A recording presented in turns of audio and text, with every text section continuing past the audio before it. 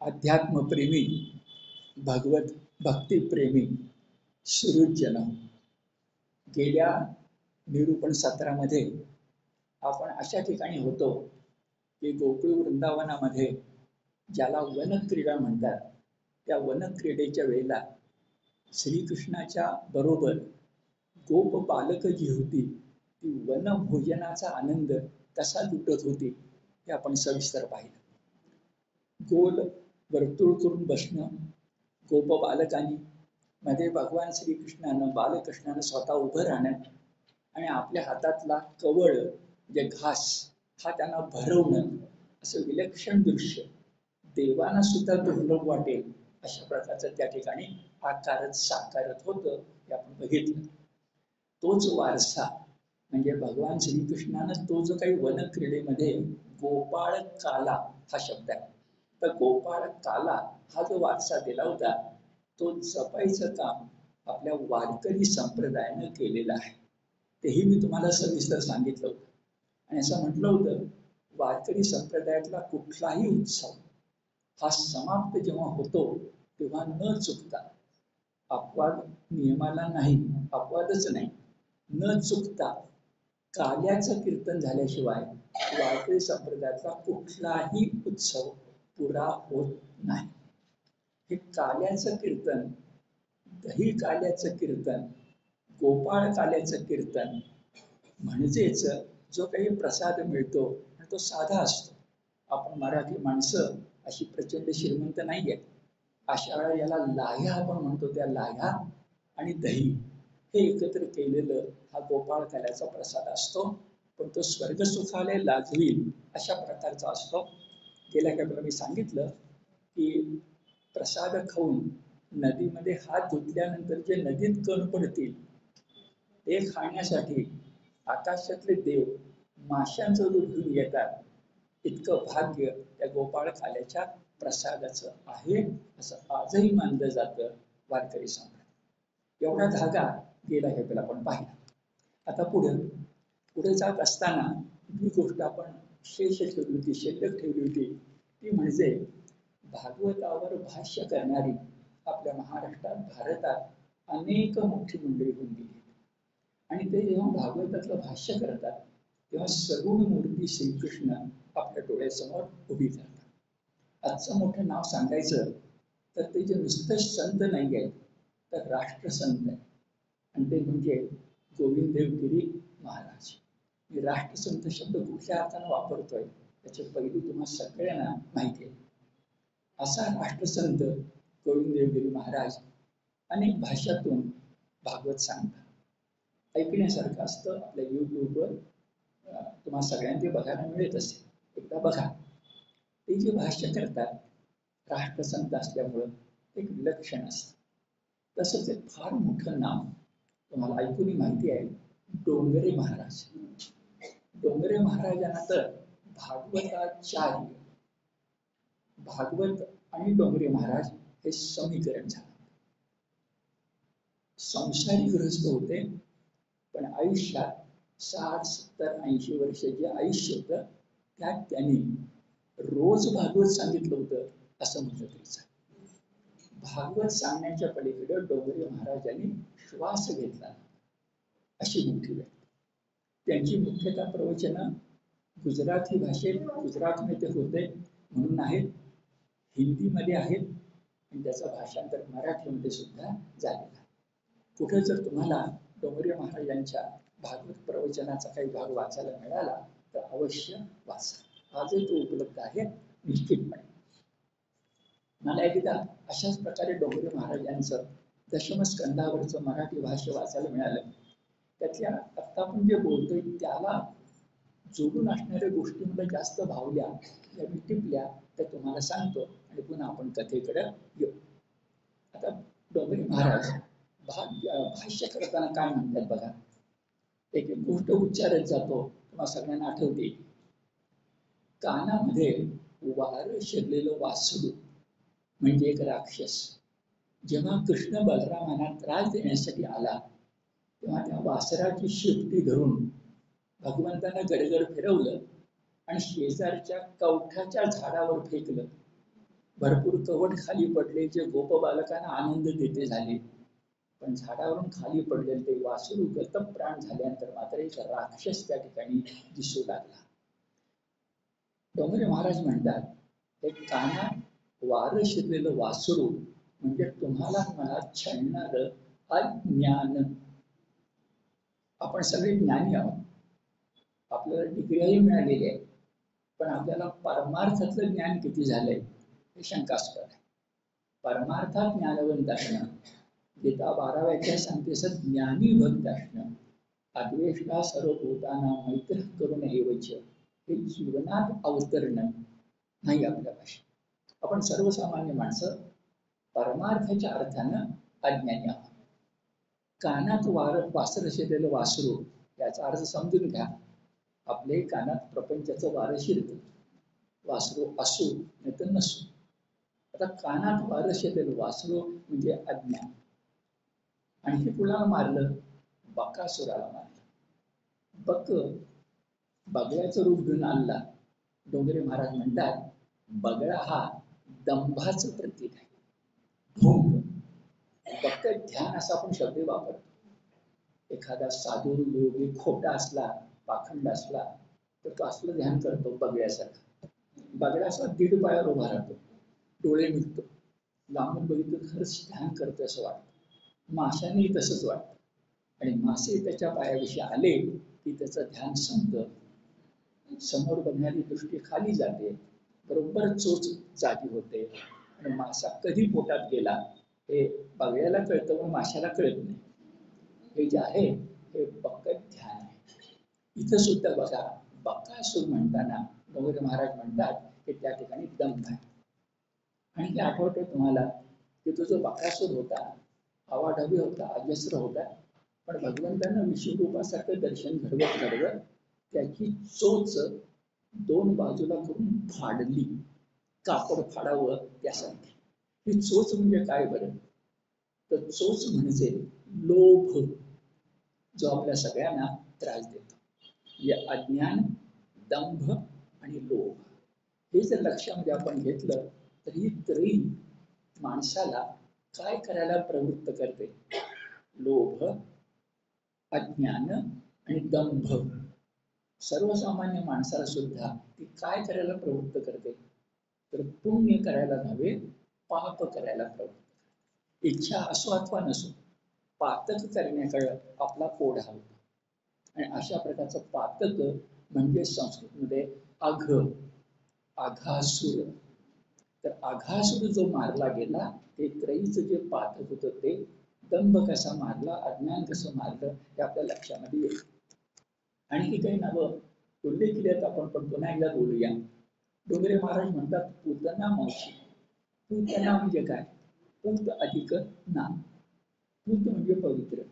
आपण मनपूत म्हणतो, शास्त्रपूत म्हणतो म्हणजे पवित्र. आणि ना म्हणजे नाही. धर्म अधर्म, विद्या अविद्या. मग पूतना मावशी ही पावित्र्य नसणारी होती. आणखी कोण होतं बरं? हा बकासूर सांगितला, हा दंभ होता. आणि बघा, पूतना मावशी आणि अघासूर, पूतना मावशी आणि बक यांचा भाऊ अघासूर आहे. पूतना, बक यांचा भाऊ अघासूर आहे. अघ म्हणजे पाप, आही म्हणजे साप आणि अघ म्हणजे पाप. पण अघ आणि आही याच्यावर कोटी करताना डोंगरे महाराज म्हणतात, खरंच दोघांचंही विष अंगामध्ये मुरलं तर त्यासाठी वाईट गोष्ट कुठली नाही. एकाला म्हणतात साप, एकाला म्हणतात पाप. पुन्हा साम्य कसं आहे बघा, एक आहे साप, एक आहे पाप. दोघांचे विष अंगात मुरलं तर त्यासाठी वाईट गोष्ट कुठली नाही, असं डोंगरे महाराज आपल्याला सांगतात. आता एवढा नमुना मी तुम्हाला सांगितला, त्यावरून डोंगरे महाराजांचं भाष्य कसं असेल हे तुमच्या लक्षात. पण आपण जो प्रयत्न करतोय तो भागवत आणि गीता या दोघांना एकत्र आणण्याचा. मग आता जे आपण सगळे यांचा उल्लेख केला, लोभ, दंभ, पाप, हेच गीतेने सांगितलंय का? तर गीतेने सांगितलंय. गीतेमध्ये अर्जुनानं भगवान श्रीकृष्णाला प्रश्न विचारलाय, तो तुमचा माझाच प्रश्न आहे. अर्जुनानं विचारलंय की भगवंता इतकं छान सांगितलं दुसऱ्या अध्यायामध्ये सांख्य तत्वज्ञान, वासांशी जीर्णाने यथा विहाय आत्म्याची अमरता कळली. पण सगळं कळून सुद्धा वळत का नाही? हे सगळं कळून सुद्धा माझी पुण्य संचयाकडे प्रवृत्ती का होत नाही? का बरं माझ्या मनात पापाची ओढ राहते? हा प्रश्न तुमच्या माझ्यासाठी अर्जुनानं भगवान श्रीकृष्णाला विचारलाय. 3रा अध्याय 36वा श्लोक. आता केन प्रयुक्तोयम पापं चरति पुरुषः. आता पुरुषः यातला पुरुष जो शब्द आहे, अनेकदा बोललो पण पुन्हा गरज आहे मी बोलतो. गीतेच्या भाषेत पुरुष म्हणजे मेल मेंबर नव्हे. गीतेच्या भाषेत पुरुष म्हणजे ह्युमन, माणूस, स्त्री पुरुष दोन्ही. मग पुरुष का म्हणतात? तर पुरे शयती सहा. पुर म्हणजे देह, हा काया देह म्हणजे पुर, पुरस्वय पुर. शयती त्या ठिकाणी राहतो, निसतो, तिष्ठतो तो. सहा पुरे शयती सहा पुरुषा. मग देहधारी सगळेच आहेत ना, मेल मेंबर फिमेल मेंबर दोघेही देहधारीच आहेत ना, म्हणून पुरुषा. केन प्रयुक्तोयम. आता केन प्रयुक्तोयम पापम चरति पुरुषा, असं 3:36 मध्ये अर्जुनानं प्रश्न विचारला. आणि भगवंतांनी कायमचं उत्तर, जे आज 4000 वर्षांचं संसार आहे, कायमचं उत्तर दिलं. काम एष क्रोध एष रजोगुण समुद्भव. तामस तर आहेतच पातकी, तामस पातकी आहेतच, पण जो महत्वाकांक्षा, ऐहिक वैभव, साम्राज्य विस्तार यासाठी उपयुक्त पडणारा गुण आहे आणि जो निश्चितपणे चांगला आहे, राजस. राजस गुण नसेल तर ऐहिकतेत काही होणारच नाही. मग सगळ्यांना संन्यास घ्यावा लागेल.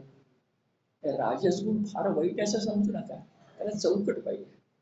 पण राजस गुण जर वाढत गेला, त्याला सात्विकतेचं कोंदण नसलं, तामसाची संगत असली तर काय होतं? शब्द आहेत काम एष क्रोध एष रजोगुण समुद्भव. सांख्य तत्वज्ञानानं सगळं जग त्या त्रिगुणातूनच आलेलं आहे. सांख्य तत्वज्ञानानुसार त्रिगुणच फक्त महत्वाचे आहेत, बाकी काही नाही. अत्यंत वास्तव आहे. 3 गुणाच्या हिशोबाशिवाय जगाचा हिशोब लागतो. हे 3 गुण लक्षात घेतले तर रजोगुण समुद्भव, त्याच्यातून काय जन्मत? महत्वाकांक्षा वाईट नाही आहे, पण आसुरी आकांक्षा. त्या रावणाला चांगले वेद माहिती होते की, शंकराचा भक्त होता की, शिवमहिम्न स्तोत्र लिहू शकणं शक्यता होती ना. काय वाईट होतं? स्त्री लोक. हे जर आपण लक्षात घेतलं तर काम एष क्रोध एष रजोगुण समुद्भव. डोंगरे महाराज जे सांगतात, भागवताचा सारांश निष्कर्ष म्हणून भगवद्गीतेत तोच आहे. आणि गीता भागवत एकाच नाण्याच्या 2 पैलू कसे आहेत ते आपल्या लक्षामध्ये आले. पुढे जाऊया. आता कथेचा ओघ असा की या बाललीला बालक्रीडा भगवंत करत होते. खरंच विलक्षण गोष्ट आहे की 10 अवतार 9 अवतार झाले. रामही आहे, परशुरामही आहे, वामनही आहे, पण कुठल्या तरी अवताराच्या बाललीला आहेत का मला सांगा? अन्य कुठल्याही अवताराच्या बाललीला. पण कृष्ण भगवान एक विलक्षण असा आहे की त्याच्या बाललीला आहे, बालक्रीडा आहे, आणि वारकरी संतांना मोह घालणारे ते आहेत. आता अशा बालक्रीडा हाताक्षणी आनंद देणार आहे. प्रसिद्ध संस्कृत वचन तुम्हाला माहिती असेल, मधुराधिपते निखिलम मधुरम. मधुरा म्हणजे मथुरा. मथुरा शब्दाची व्युत्पत्ती वेगळी आहे, मथुरा. पण कवीनं मथुराला मधुरा बनवलं. आणि मधुराधिपते म्हणजे कंस नव्हे, द्वारकाधीश.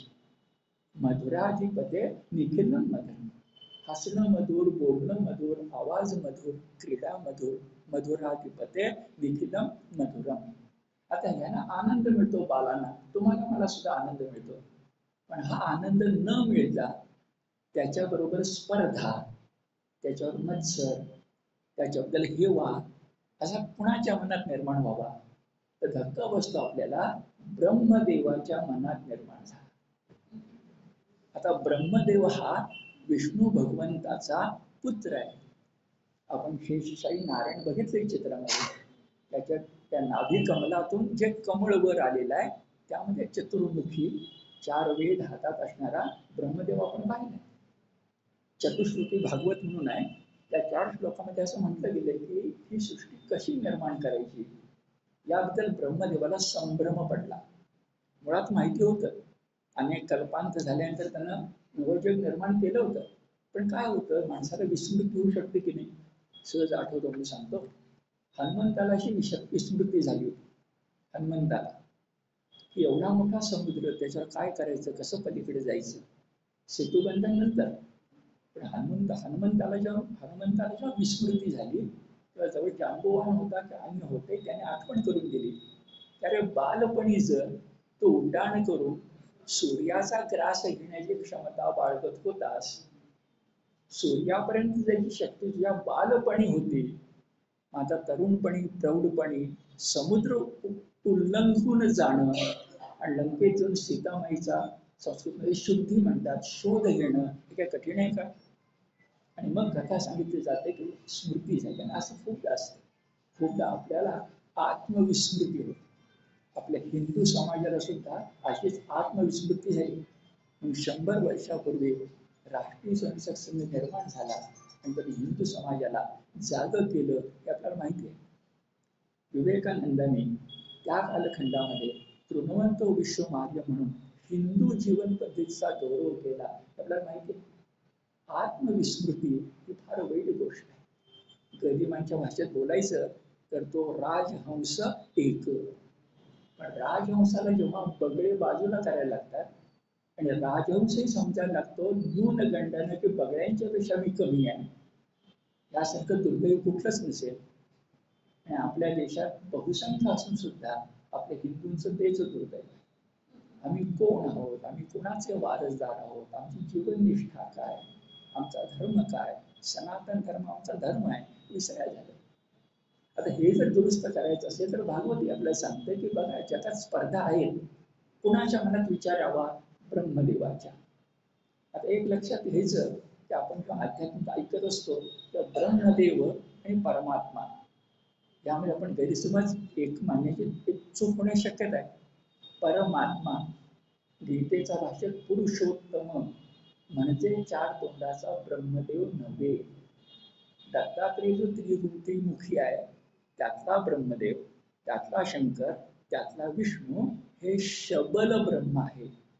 शुद्ध विशुद्ध ब्रह्म नव्हे.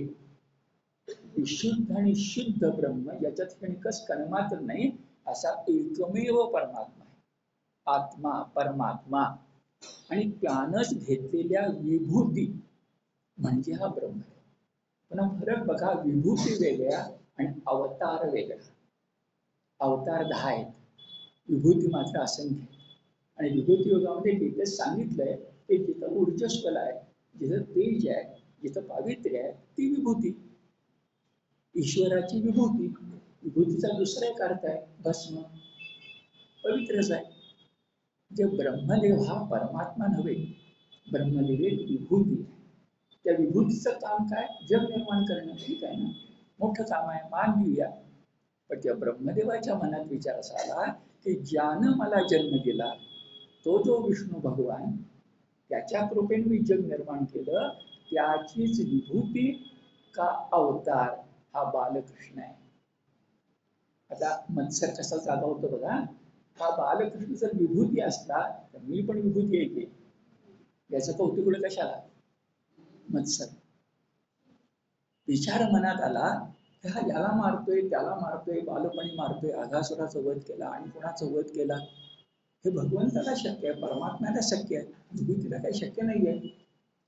मग खरंच हा जो बालकृष्ण समोर दिसतोय आम्हाला गोकुळ वृंदावनामध्ये, हा नेमका माझ्यासारखा विभूती आहे का मला निर्माण करणारा परमात्मा आहे, असा प्रश्न निर्माण झाला मनात. आणि ब्रह्मदेवानं परमात्म्याची परीक्षा घेतली.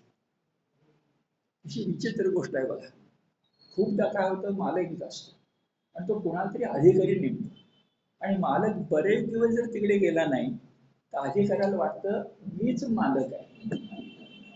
आणि मग तो असं काही वागायला लागतो जे मालकाच्या मनात नाही, मालकाने नियम म्हणून सांगितलेले नाही. तो त्याच्या नावावर खपवायला लागतो. तसं ब्रह्मदेवाचं झालं. तो एक अधिकारी आहे, त्याला विश्व निर्माण करण्याचा अधिकार दिलाय. गंमत बघा, फक्त विश्व निर्माण करण्याचा, मारण्याचा नाही. त्यात शंकर महाराज आहे. पालन करण्याचा नाही, त्यात विष्णू महाराज आहे. निर्माण, सृजन. पण खूपदा काय असतं, एकदा अधिकार मिळाला की अत्युच्ची पदी थोरही बिघडतो, हा बोध आहे खरा. हे सूर्याच्या बाबतीत. इतरांचं काय? तसं ब्रह्मदेवाने ठरवलं, चला परीक्षा घेऊया.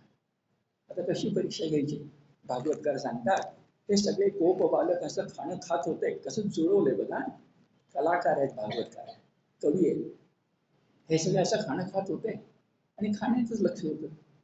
अशा वेळेला जी वासरं आसपास होती ती चरत चरत जरा लांब गेली. नेहमी वासरांचं यांचं लक्ष असायचं, गाई गोधनावर, धन हे शेवटी ते. पण खाण्यात गुंग झाल्यानंतर गायी नाही, पण वासरं गेली हुंदडत तिकडे तिकडे. त्या वासरांच्या बद्दल गेली दूर होऊन कृष्णाकडे तक्रार झाली. तर कृष्ण भगवान म्हणाले की तुम्ही काय काळजी करू नका, तुम्ही काय जेवण करताय, खाणं खाताय ते पुरं करा, मी एकटाच जातो आणि कुठं वासरं गेली ती बघून येतो. मग भगवान कुठं कुठं शोधायला गेले, तर सभोवरचा पर्वत, त्या पर्वतातल्या गुहा, गुहेच्या तोंडावरच्या वेली, दाट वेली आणि वन, त्या सगळ्या ठिकाणी भगवंताची गोजीरवाणं पावलं शोध घेत निघाले वासरांचा. पण वासरं काही भगवंताला सापडली नाही. आता वासरांच्या ओठावर भगवान गेले, इकडे गोप बालक खाण्यामध्ये मग्न आहेत आणि ब्रह्मदेव अवतरला. आणि ब्रह्मदेवानं कृष्ण परत येईपर्यंत सगळी जी वासरं होती ती, आणि दूर गेले इथं होते ते सगळे गोप बालक, कृष्ण नाही आहे त्या ठिकाणी. कृष्णा समोर करण्याची ताकद नाही, कृष्ण अनुपस्थित आहे. मग सगळी ती गोप बालक आणि कृष्णाला अजून न सापडलेली वासरं, या सगळ्यांना उचललं आणि त्या गुहेमध्ये लपवून ठेवलं. मनात विचार असा की मी यांना लपवल्यानंतर काय होईल? गोप बालक नाही म्हणजे गोकुळामध्ये मोठा आक्रोश होईल. वासर हरवली म्हणताना आता पुढे काय करायचं, आक्रोश होईल. आणि बघूया, गाई गुरं वासरं यांना निर्माण करणारा मी आहे, ब्रह्मदेव. आणि मी जर त्यांना सगळ्यांना लपवून ठेवलं तर यांची उपस्थितीच नाही ना. मग कशी भजी ठेवती आहे या विभूतीची का अवताराची, बघूया. ब्रह्मदेवानं लपवून ठेवलं. आता भागवतकार अद्भुत रस सांगतात, म्हणून सांगतात वर्षभर लपून ठेवलं. पण मी म्हणतो वर्षभर म्हणूया नको, कारण जी पुढे कथा मी सांगणार आहे ती जरा वेगळी आहे. वेगळी म्हणजे वर्ष त्याला जुळत नाही, पण आपण म्हणून काही दिवस जरा बदलूया, काल बदलूया, काही दिवस लपून ठेवू.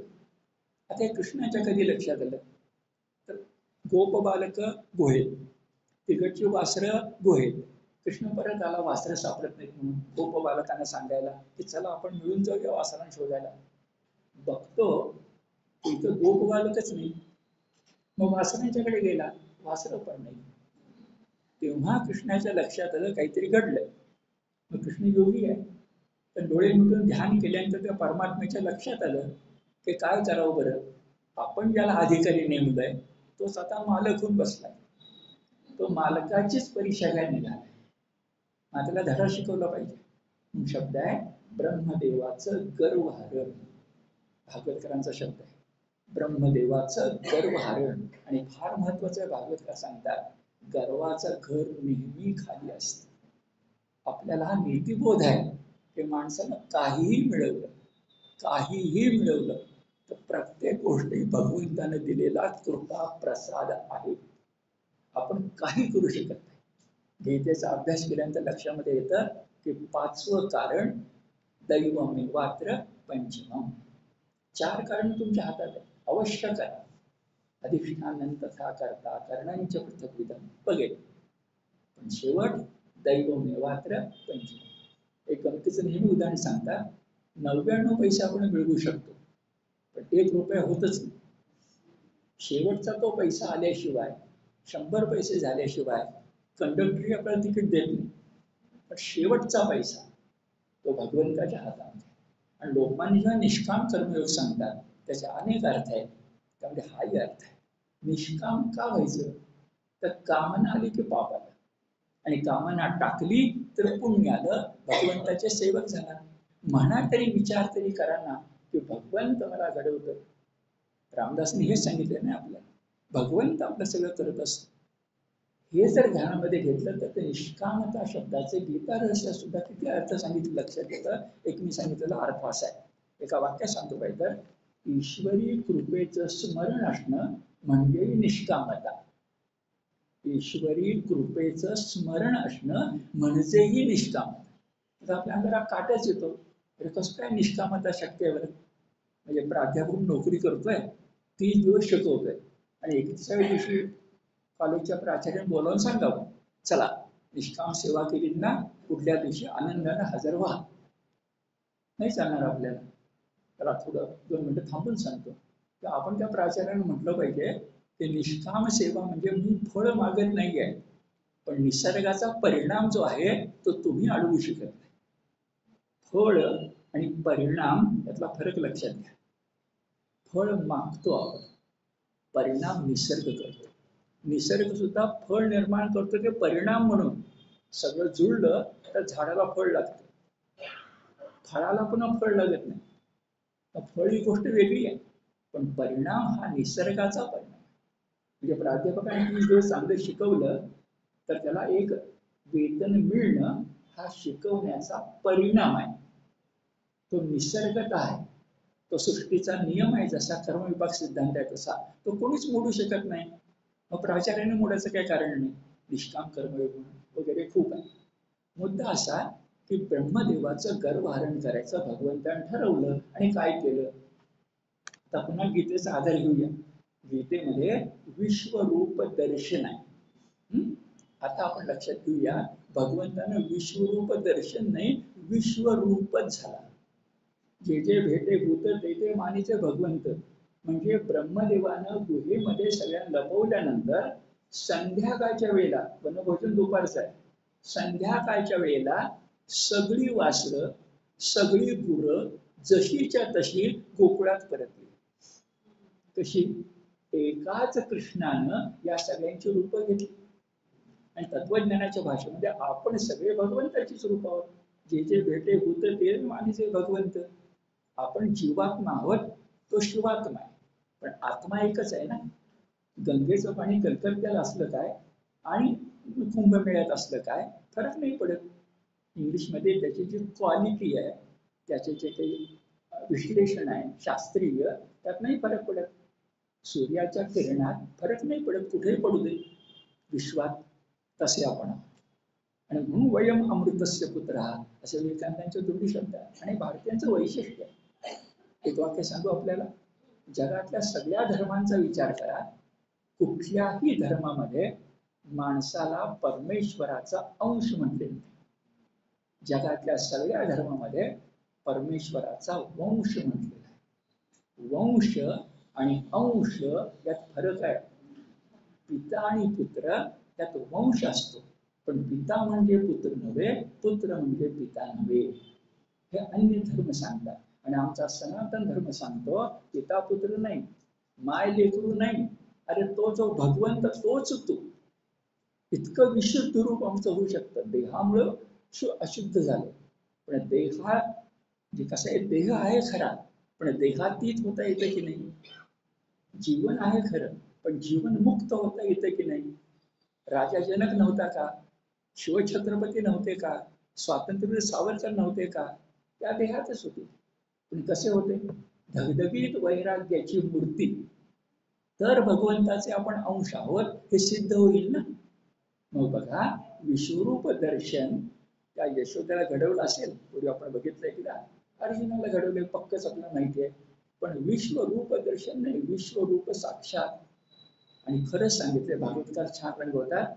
वासरं गाई गुरं जी लपवली ती सगळी जशीच्या तशी संध्याकाळच्या वेळेला गोधूम आपण म्हणतो, गो रज मुहूर्त म्हणतो. किती छान आहे बघा, गो रज मुहूर्त म्हणजे काय. संध्याकाळला गाई गुरं परत येत असताना जो मुहूर्त, तो गो रज, रज म्हणजे धुलीकण मुहूर्त. अशा गोरज मुहूर्तावर गोधन आलं. गवळ्यानं शंका पण आली नाही की ते काही गुहेत लपले आणि हे वेगळे काहीतरी आहे. एवढंच नव्हे तर कृष्णानं गोप बालकांचं रूप घेतलं आणि आया सुद्धा फसल्या. फार छान वर्णन या ठिकाणी केलंय की त्या मातांना कृष्णालाच वाढवायला मिळालं. त्या गोकुळच्या गोपांना कृष्णालाच गोठ्यामध्ये बांधता आलं. आणि देवाला तर बांधता येत नाही, पण गोठ्यामध्ये बांधण्याचं काम काय भाग्य असेल त्यांचं. म्हणून म्हणतात गोकुळ मथुरा गोकुळ वृंदावन महत्वाचं का, तर काही हजार वर्षापूर्वी या देशामध्ये भगवंत साक्षात अवतरले, त्यांची बालक्रीडा झाली आहे. त्यावेळची माणसं केवढी धन्य असतील, असं सगळं वर्णन या ठिकाणी केलं आपल्याला दिसतं. भागवतात पुढं ब्रह्मदेवाला काही दिवस गेल्यानंतर, आता इथे 1 वर्ष आहे, मी म्हणतोय 10 दिवस 15 दिवस गेल्यानंतर ब्रह्मदेवाने विचार केला, एवढं आपण केलंय, नेमका त्याचा परिणाम काय झाला बरं. ही मोठी गमतीची गोष्ट असते. म्हणजे कसं, थोडं प्रपंचातलं उदाहरण सांगतो. अमक्या तमक्याला मी समारंभाला बोलवलं नाही, अमक्या तमक्याला मी समारंभाला बोलवलं नाही, तर मी त्याला समारंभाला बोलवलं नाही हे त्याच्या लक्षात आले की नाही, हे कळण्याची मला फार मोठी उत्सुकता असते. ते मी बोलवलंच नाही, ठीक आहे, पण त्याला कळलं की नाही, आता आधी बोलायला नको, तसं ब्रह्मदेवाचं झालं. त्या कोण परमात्मा का विभूती कोण आहे ना, त्याची फटफटीती झाली की नाही, हे बघण्यासाठी ब्रह्मदेव अवतरले. त्याच्या अवतरले असतील रूप बदलून, आणि अवतरल्यानंतर त्याला धक्काच बसला. अरे, गोकुळामध्ये काहीच नाही, जैसे थे, वासरं तशीच, गाई गुरं तशीच, माता तशाच, गोप बालकं तशीच, खोड्या तशाच, लोणी चोरून खाणं तसंच. त्या ब्रह्मदेवाचा आपल्या डोळ्यावर विश्वासच बसेल. त्याला वाटलं काहीतरी भ्रम झाला आपल्याला, म्हणून तो उठला आणि ज्या गुहेमध्ये गेला होता त्या गुहेमध्ये गेल्यानंतर बघतो तिथं रिकाम असायला पाहिजे, तिथे आहेत म्हटल्यानंतर रिकाम कुठलं. त्या गुहेमध्ये जैसे थे, जी आणलेली होती तशीच तशी. ब्रह्मदेवाला प्रश्न पडला, गुहेत खरी आहे का गोकुळात खरी आहे, का दोन्ही ठिकाणी खरी आहे, का दोन्ही ठिकाणी खोटी आहे. अनेक प्रश्न पडू शकतात ना. आणि याच्यामध्ये ब्रह्मदेवाची अक्षरशः सस्य होलपट झाली.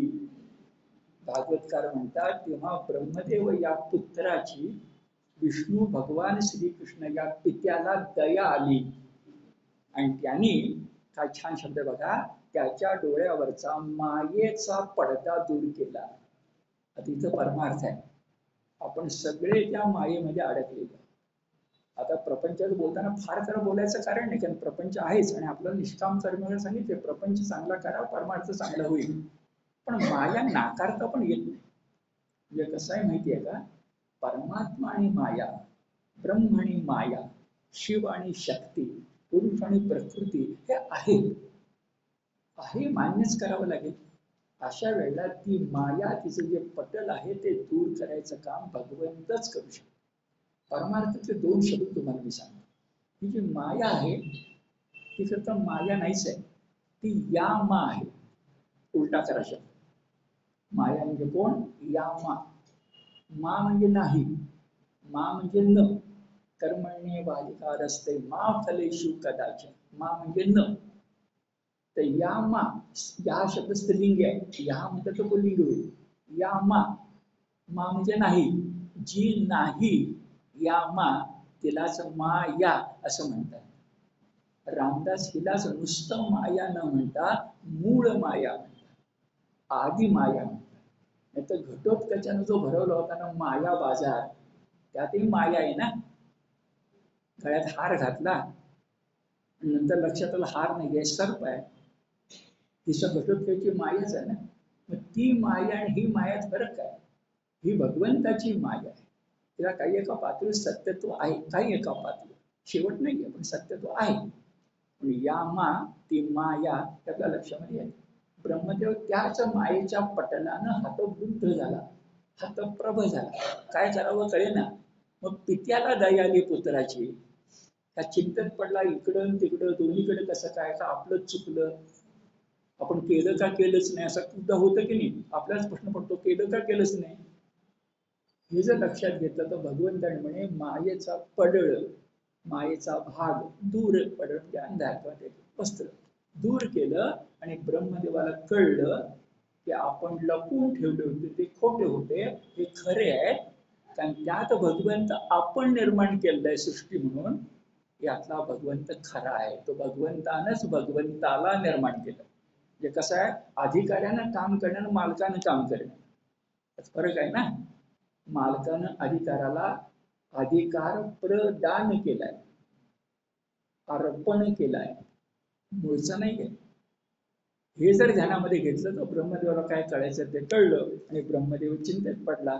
मग त्यानं काय करावं बरं, तर त्या आपल्या वाहनावरून, वाहन कुठलं सांगितलं नाही पण हंस, वाहनावरून उतरला, अंतःकरण सद्गदित झालं आणि त्यानं आपलं शरीर सुवर्ण दंडासारखं, वर्णन छान आहे, आपलं शरीर सुवर्ण दंडासारखं साष्टांग लोटांगण ब्रह्मदेवाला आपल्या विष्णू भगवंतांना घातलं. मस्तकावर 4 मुकुट होते, ते सुवर्ण आणि रत्न जडित. त्या 4ही मुकुटांची अग्र बालकृष्णाच्या पायावर टेकतील असा नमस्कार केला. सगळं महत्वाचं आहे. बालकृष्णाच्या पायावर नमस्कार केला, डोकं टेकलं, आनंदाश्रू वाहू लागले. नंतर हळूहळू तो उठला, डोळे पुसले. श्रीकृष्णाकडे पाहायची शक्तीच नव्हती, लाजेनं मान खाली घातली. अंतःकरणात कृष्ण भक्ती दाटली आणि त्याच्या मुखातून कृष्ण स्तुती सरवू लागली. आणि भागवतकार नेहमीप्रमाणे अशी संधी मिळाली की ते भगवंताचं पुन्हा स्तोत्र गातात. सगळ्या भागवतामध्ये स्तोत्रांची संख्या प्रचंड आहे. महाभारतात जसं तत्वज्ञान आहेच, काही तुम्ही करा तत्वज्ञान भेटणारच तुम्हाला. विनोबांच्या भाषेत महाभारतात तत्वज्ञानाची जंगलच्या जंगल आहे. आणि या जंगलाच्या जंगलामधलं खरं तत्वज्ञान कोणतं असेल तर विनोबा म्हणतात ते समाधी भाषेतून स्फुरलेलं भगवद्गीता. त्याचं 1,00,000 श्लोक, महाभारतात श्लोक येतात, भांडार इन्स्टिट्यूट सिद्ध केलं 1,00,000 श्लोक. किती जंगल असतील, किती श्लोक असतील, पण त्यातले 700 श्लोक फक्त व्यासांचे आहेत. मी सहज जाता तो मला सांगतो, व्यासाने किती श्लोक लिहिले असतील बरं. अभ्यासातून कळतं 1,00,000 श्लोकातले किमान 8,000, 1,00,000तले किमान 8,000 हे व्यासांचे शब्द आहेत. अभ्यासातून सांगतोय, संशोधन म्हणून सांगतोय, त्याला कोणी चॅलेंज करू शकेल, पण जे मी वाचले ते सांगतो. मग 8,000चं 80,000 झालं. तो वैशंपायन आणि सौती यांनी जय नावाच्या इतिहासाचं भारत केलं, भारताचं महाभारत केलं. मग एखादा नास्तिक आपला प्रश्न विचारेल, मग तुमची भगवद्गीता जे 700 श्लोक आहेत त्याच्यामध्ये पण जय भारत महाभारत असं पुढचं नंतर काय भर घातली आहे का? याला उत्तर वरदानंद भारतीने दिलेलं आहे. आपल्या आपले सहज सांगतो, गीताधमुंड्रानं काही वर्षापूर्वी याच्याबद्दल एका अभ्यासकांनी 3 कालखंड आणि 3 गीता असं वेगळं म्हटलं होतं. मोठे अभ्यासक आहेत. त्या अभ्यासकांच्या बाबतीमध्ये आपल्याकडे निबंध स्पर्धा ठेवली, त्यामध्ये वरदानंद भारती स्पर्धा निबंध मागवले दिवाळी अंकासाठी. त्यामधला वरदानंद भारतींचा निबंध आपल्याकडे आहे, तो गीता दर्शन. आणि त्यात त्यांनी सांगितले ते मी तुम्हाला सांगतो. भगवान वाचा असल्यामुळं, काय म्हणतोय बघा, भगवान वाचा असल्यामुळं योगम योगेश्वरा कृष्णात साक्षात कथयत स्वयं असं असल्यामुळं जयचं भारत आणि महाभारत करताना कुणाची हिंमत झाली नाही की त्या 700 श्लोकांमध्ये भर घालावी किंवा कमी करावे. आणि पटणारा केली बघा, तुम्हाला गुरुमंत्र मिळतो, बीज मंत्र मिळतो, कधी असा विचार मानतो तो का फार लांब लचक झाले, छोटा करूया. आपण नाही छोटा करत, तर मोठा करूया. मी फार मोठा ज्ञानी आहे, मोठा करतो. गुरुला काय कळतंय, मला सगळं कळतंय, करतो का? मग बीज मंत्र आणि गुरुमंत्राबद्दल जर आपण पावित्र्य पाळतो, योगम योगेश्वरा कृष्ण साक्षात कथयत स्वयं असं संजयची साक्ष आहे, त्या ते सगळे श्लोक व्यासांचेच असले पाहिजे. आणि हेच आपल्याला सांगितले गेले, व्यासेन ग्रथिता पुराण मुनीना मध्ये महाभारत. कारण आपण गीता धर्माच्या लोकांनी ज्या ठामपणे सांगितलं पाहिजे ते 700 श्लोकामध्ये बरं आणखी सांगतो. 701, 705, 19वा अध्याय असंही दक्षिणेकडे झालेला आहे. ती सगळी म्हणजे आपल्या गीता जमुनाला भेटलेली आहे. त्यांनी पुस्तकं छापलेली आहेत, त्यांच्याशी आपल्याकडे वादविवाद झालेला आहे. आणि आपण त्यांना सांगितलेलं आहे की 19वा अध्याय नाही, 701 नाही. एकाने विचार केला की भगवंत बोलतात पण अर्जुनाचा प्रश्न नाही आहे. बघा सगळी भगवद्गीता, आता वेळ घालत नाही. सगळं छान सांगितलं भगवंताने, पण त्या अध्याय सुरुवातीला अर्जुनाचा प्रश्न नाहीये, तो हरवला का, आम्ही देतो करून 751 श्लोक करून दिला, आपण तो नाकारलेला आहे.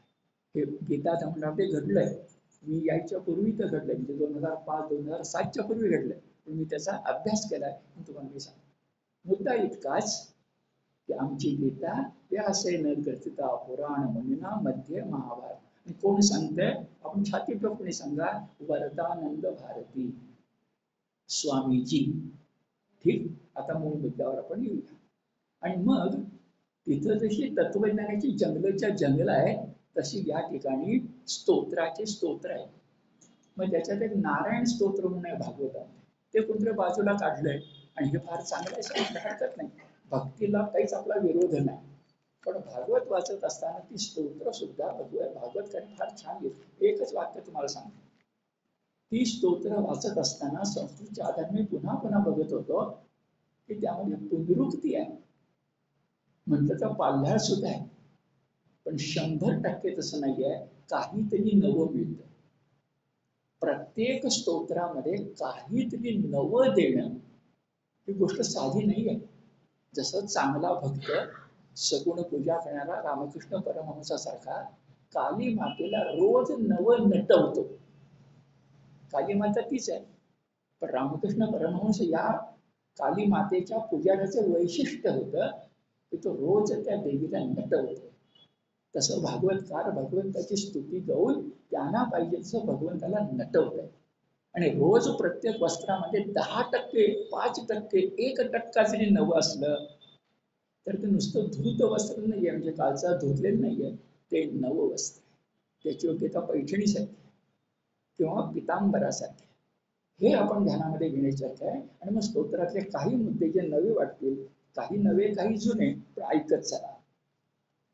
चतुर्मुखी ब्रह्मदेव चारी मुखाने भगवान श्रीकृष्णाला म्हणायला लागला, अरे मेघातले तुषार कण कधी मोजता येतील का, पृथ्वीवरच्या रजक कणांची कधी मोजदाद करता येईल का, आकाशातल्या तारकांची कधी मोजदाद करता येईल का, तसं भगवंता तुझ्या गुणाची मोजदाद करता येत नाही. फक्त आणखी कबुली दिली, भगवंता तुझ्या नाभी कमळातून मी जन्मलो खरा, सगळं मला तू दिलं खरं, पण मगाच्या भाषेत मी तुझ्या वंशातला आहे, मी तुझा अंश नाही. मगाच्या भाषेत ब्रह्मदेव कबूल करतोय की भगवंता तू भगवंत आणि तू मला नेमून दिलं काम भगवंत नाही. तर एकदा मी लपून ठेवली वासर, ब्रह्मदेवाने निर्माण केली सृष्टी गुहेत लपवल्यानंतर नवी सृष्टी जन्मास यायचं कारण नाही. तर सृष्टी निर्माण करायचं काम कुणाला दिलंय, ब्रह्मदेवाला. पण ब्रह्मदेव जर आपल्या अधिकाराचं अतिक्रमण करायला लागला आणि परमात्म्यालाच आव्हान द्यायला लागला, तर ब्रह्मदेवाला सुद्धा त्याची जागा दाखवणं आवश्यक आहे की मर्यादेत राहा बाबा तुझ्या अधिकाराच्या. त्या अधिकार प्रदान करणारा मी आहे, अधिकारी तू आहेस, पण अधिकार प्रदान करणारा मी आहे. म्हणजे आपला म्हणजे कसं म्हणून देहात प्राण नाही तर देह घेऊन काय करायचं, तो प्राण कदाचित पुनर्जन्मान पलीकडे जाईल लिंगदेहानं, पण या देहाचं संपलंच ना. हे जर आपण लक्षामध्ये घेतलं तर ब्रह्मदेव सांगतोय शब्द बघा, वाचून दाखवतो. त्रैलोक्याच्या प्रलय काळी सर्व समुद्र जळ एकत्र आलं असताना त्या पाण्याच्या पुरामध्ये नारायणाच्या उदरातल्या नाभी कमळातून मी ब्रह्मदेव उत्पन्न झालो खरा, पण मला विष्णू भगवान प्रमाणे ईश्वरत्व मिळालं नाही. काय भागवतकरांचे नेमके नेटके शब्द आहेत. पिता म्हणून मी कळायसाठी पिता पुत्र म्हटलं, बाप से बेटा सवाई असावं अशी प्रत्येकाची इच्छा असते. गुरु काय म्हणतो, शिष्यात इच्छेत पराजय, काय बरोबरच आहे. अरे पण शेवटी द्रोणाचार्य ते द्रोणाचार्य, अर्जुन तर अर्जुन असणारच ना एका टप्प्यावर, असं असू नये पण असणार. हे जर आपण लक्षामध्ये घेतलं तर ईश्वर, आणि हे मी माहिती सांगितलं, विभूती वेगळी आणि अवतार वेगळा. हे भगवंता तू अचिंत्य आहेस, पण तू मायेचं जाळं टाकतोस आणि लोक मायेनं काय काय करतोस कुणाला पत्ताच लागत नाही. पण सूर्याच्या ठिकाणी ज्याप्रमाणे दिवसही नाही आणि रात्रही नाही, ते बरोबर आहे बघा. सूर्याच्या ठिकाणी ज्याप्रमाणे दिवसही नाही आणि रात्रही नाही, तसं भगवंता तुझ्या ठिकाणी बंधही नाही आणि मोक्षही नाही. भगवंत आपल्याला बंधात टाकतो आणि आपण मोक्ष मिळतो. भारतीय मन, भारतीय माती अशी आहे की धर्म, अर्थ, काम आपण थांबू शकत नाही. धर्म मिळाला, अर्थ मिळाला, काम मिळाला, एकही भारतीय माती जन्माला माणूस थांबू शकत नाही. आ सिंधू सिंधू पर्यंत यस्य भारत भूमिका पितृभू पुण्यभूश्चैव सवय हिंदू इति स्मृता, असं सावरकर म्हणाले. मी हिंदूच्या ठिकाणी भारतीय शब्द घालतो. पितृभू पुण्यभू मानणारा कुठल्याही धर्माचा असू दे, पण भारतीय मातीमध्ये जन्मलेल्या माणसाला मोक्ष म्हणजे मानवता मिळवल्याशिवाय गप्प बसवत नाही. रात्री झोपच लागत नाही, महालात असलो तरी. कुणी म्हणेल हा दोष आहे, ठीक आहे, दोष आहे, पण भारतीय मातीमध्ये मोक्ष आहेच. आणि हेच थोडं विषांतर मी थोडं जास्त सांगतो. विवेकानंद हेच म्हणाले पाश्चात्य जगाला त्यावेळेला, आम्ही तुम्हाला धर्म देतो, तुम्ही आम्हाला द्रव्य द्या. धर्म म्हणजे चॅरिटी, रिलिजन नव्हे. हे लक्षात आपण घेऊया. धर्म म्हणजे रिलिजन नव्हे, चॅरिटी. कारण आम्ही काय म्हणतो, शेजार धर्म, मनुष्य धर्म, पुत्र धर्म, पत्नी प्रति धर्म, पतिव्रता. काय पतिव्रतेचा धर्म? पतिनिष्ठा. बाजीप्रभूचा धर्म कोणता? स्वामी निष्ठा. हा आमचा धर्म. उपासना पंथ नव्हे. रिलिजन म्हणजे उपासना पंथ आहे. आणि आमचा धर्म हा शब्द धारयती 6 कळण्यासाठी शब्द वापरतो मी, चॅरिटी. कळण्यासाठी 100% बरोबर नाही, पण कळण्यासाठी मानवता, माणुसकी. हे लक्षात घेतलं की म्हटलं या ठिकाणी की मला ईश्वरत्व मिळालं नाही. काय बरे ईश्वरत्वात फरक आहे? मला सांगतो म्हटलं ती इथं सांगतो. माया म्हणजे प्रकृती, मूळ माया आहे, ते कुणाला सोडत नाही. पण आपण सगळे प्रकृती वश आहात आणि भगवान हा वश प्रकृती आहे. शब्दाचा फरक लक्षात घ्या. आपण सगळे कसे आहोत? प्रकृती वश. आपण वश कुणाला? प्रकृतीला. आणि तो कोण आहे? वश प्रकृती. जो प्रकृती कुणाला वश आहे? परमात्म्याला. आपण कुणाला वश आहोत? प्रकृतीला. हा फरक आहे नेमका. कारण की त्याची शक्ती आहे ना. किती आपल्याकडे तत्वज्ञान मोठं आहे बघा. तुम्ही माया म्हणा, ब्रह्म म्हणा, पुरुष म्हणा, प्रकृती म्हणा, पण नाथ संप्रदाय सांगतो ते आधी बरोबर. शिव म्हणून शक्ती म्हणा, अर्धनारी नटेश्वर. भगवंताची शक्ती शक्ती आहे ना. आणि शक्ती शक्तिमंतापासून वेगळी असत नाही. माझ्या शरीरातली ऊर्जा जोपर्यंत मी चालतोय, बोलतोय, तुम्ही शरीरापासून दूर होऊ शकतच नाही. ऊर्जा तशीच भक्ती आहे. भक्तीनं भगवंत मानला जातो, ऊर्जेनं माणूस उभा राहतो. आणि ऊर्जा जितकी ऊर्जा देते तेवढीच भक्ती माणसाला ऊर्जा देते. हे ध्यानामध्ये घेतलं की तू अचिंत्य आहेस. तू वश प्रकृती नाही, प्रकृती वश नाही, तू वश प्रकृती आहेस. आणखी पुढे म्हटलं की ती छान आहे बघा. ब्रह्मदेव स्तुती करतोय. अरे भगवंता, यज्ञ मार्ग वैदिक काळात, ऋग्वेदाच्या काळात, इसवी सन पूर्व 8000 म्हणजे आजच्या मागे 10,000 जे आपल्याकडे यज्ञ मीमांसा, यज्ञकांड, यज्ञ कर्म चालायचं, त्यात काय असायचं? इदम न मम, हे माझं नाही आहे, हे मी तुला अर्पण केलं. आणि मग देव यायचे आणि देव ते घेऊन जायचे. हविर्भाग करायचे. इथं म्हटलंय भगवंता, इतकी वर्ष तू हविर्भाग खातोयस, पण काय तुझं पोट भरलेलं दिसत नाही. त्या गवळ्यांचं मात्र उष्ट खाल्ल्यानंतर तुझं पोट कसं काय भरत? हा ब्रह्मदेवानं प्रश्न विचारलाय, असं भागवतकार आपल्याला सांगतात. हे भगवंता धन्य आहे तुझी. आजपर्यंत अनेकांनी यज्ञात तुला हविर्भाग दिले, पण तू काही तृप्त झाला नाहीस. ती द्रौपदीची कथा आठवा. दुर्वास ऋषी आले होते, भोजनाच्या पंक्ती बसायच्या होत्या, द्रौपदीची थाळी रिकामी होऊन बसली होती. अशा वेळी कृष्ण आला आणि कृष्णाला विनंती करते, मानलेली बहीण द्रौपदी, ते बाबा काहीतरी व्यवस्था करते. दुर्वास म्हणजे दुर्वास असेच आहेत, त्यांच्या पंक्ती बसवायच्या आहेत, काहीतरी कर या द्रौपदीच्या थाळीचं. कृष्णाने काय म्हणावं? बराच चालून आलोय, मलाच भूक लागली, मला काही तर प्रथम खायला दे. लेकरासारखं आहे की नाही? लेकरानं आईकडे जसा हट्ट धरावा ना, तसा आहे. काय करणार आई? त्रिभुवन आणायला गेली तिला. आणि मग द्रौपदीच्या थाळीत ते होतं काहीतरी पान भाजीचं, ते खाल्लं, तृप्त झाला. आणि मग काय प्रश्नच नाही ना. भगवान तृप्त आहे म्हणतात काय प्रश्न? तसं बघा ब्रह्मदेव म्हणते देवा इतके आविर्भाग खाल्लेस रे 10,000 वर्ष झाली पण काय तू तृप्त झाला नाहीस. पण वासरांच्या आणि बालकांच्या रूपानं जे काही अमृतासारखं मधुर दूध त्यांच्याकडनं म्हणजे गोकुळातून तू होतेस तेव्हा घास मागाचा गोपाळ खाला त्यानं मात्र तो तृप्त झालास काय म्हणावं. आणखी नेहमीचाच प्रश्न विचारलाय की काय रे कृष्णा परमात्म्या काय तुझे नेमकं काय बरं. हे गोकुळ वृंदावनातले लोक इतके भाग्यवान कसे की देवाचा सगुण अवतार होतो मत्स्य कूर्म वराह नारसिंह झाला की पण चक्क तो खेळतोय तुझ्याबरोबर बालक्रीडा करतोय. माता त्यांना हे करताय जे बाबू बोरकर म्हणाले त्याप्रमाणे त्यांच्या कवितेमध्ये जीवन त्यांना कळले हो. त्या यशोदेला त्या देवतेला घरातच मिळालं ना.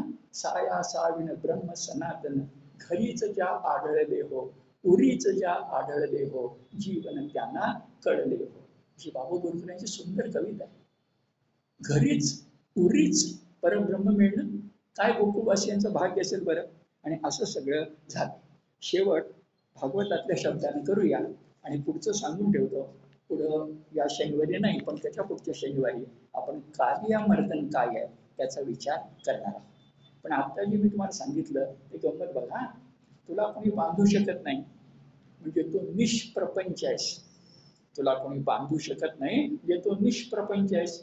पण गोकुळात जन्म घेतल्यानंतर तो प्रपंचासक्त झालास. तू मनुष्याच्या पलीकडचा आहेस पण तू मानवी अवतार घेतल्यानंतर माणसासारखा वागायला लागलास. हे सगळं भागवतकार सांगतात. त्यांचे शब्द व्यासांची वाणी आहे म्हणून ते शब्द उद्धृत करून आपण थांबूया. प्रपंच निष्प्रपंचोसी प्रपंच निष्प्रपंचोसी विडंबयासी भूतले प्रपन्न जनतानंद संदोहम प्रथितुम प्रभो. हे प्रभो तू प्रथित करतोस म्हणजे प्रसिद्ध करतोस. आपण प्रथित यश म्हणतो बघा.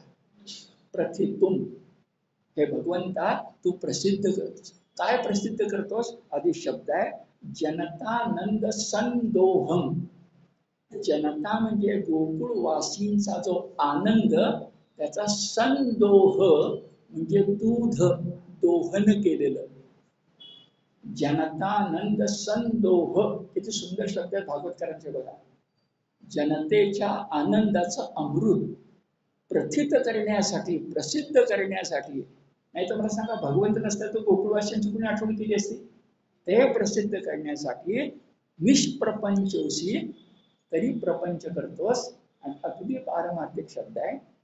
निष्प्रपंच परमात्म्यानं गोकुळचा प्रपंच करणं म्हणजे परमात्म्याच्या दृष्टिकोनातून विडंबन आहे. विडंबन शब्द वापर विटंबना म्हणतो आपण. आणि भगवंतानं मनुष्य अवतार घेणं भगवंतानं रागावणं लोभावणं हे त्याच्या दृष्टीनं विडंबनच नाही का. आणि म्हणून शब्द आहे प्रपंच निष्प्रपंचोशी विडंबयसी भूतले. एकदा माणूस म्हणून भूतलावर आलास की कृष्णालाही जरा व्याधाचा बाण सहन करावा लागतो आणि प्रभू रामचंद्रांनाही शरीरामध्ये गमन करावं लागतं.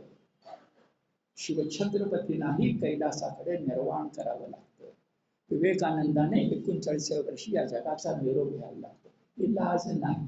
विडंबयसी भूतले निष्प्रपंचोशी प्रपंच. थोडक्यात व्यासांची वाणी पण आपल्याला कळली आणि गोकुळातलं ब्रह्मदेवाचं गर्वहरणही कळलं. नंतर एक आठवडा टाकून कालियामर्दन पाहू. थांबू.